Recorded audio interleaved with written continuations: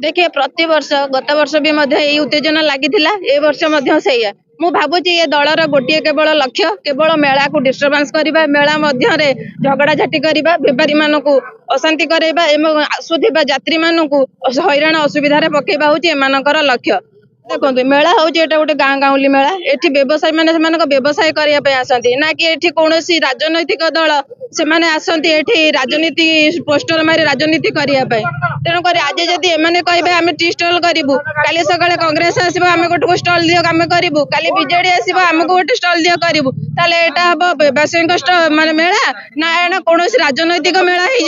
कहतु एटा जेहेतु private land किंतु जितेबाला आम प्रस्तुति बैठक होता तार रेजुलेशन कॉपी अच्छी मेला परिसर मध्य कौन भी माने राजनैतिक स्टल रही पारिबो नाही तेणिक गवर्नमेंट लैंड हो कि प्राइवेट लैंड हो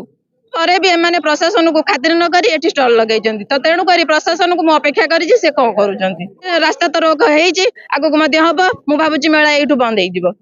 निरंजन बेउरिया भारतीय जनता पार्टी बिंजारपुर निर्वाचन मंडली संयोजक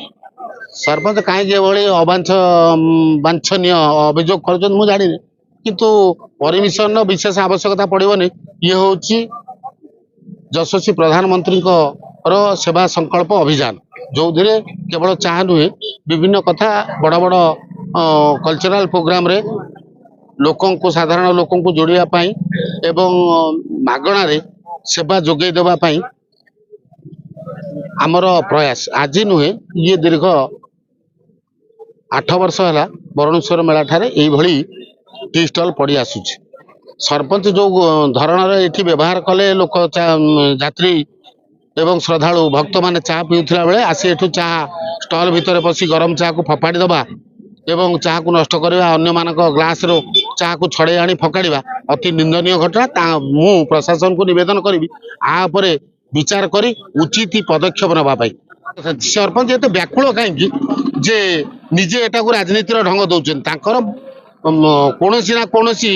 आ पछरे गोटे कथा निश्चित लुचिकी अच्छी।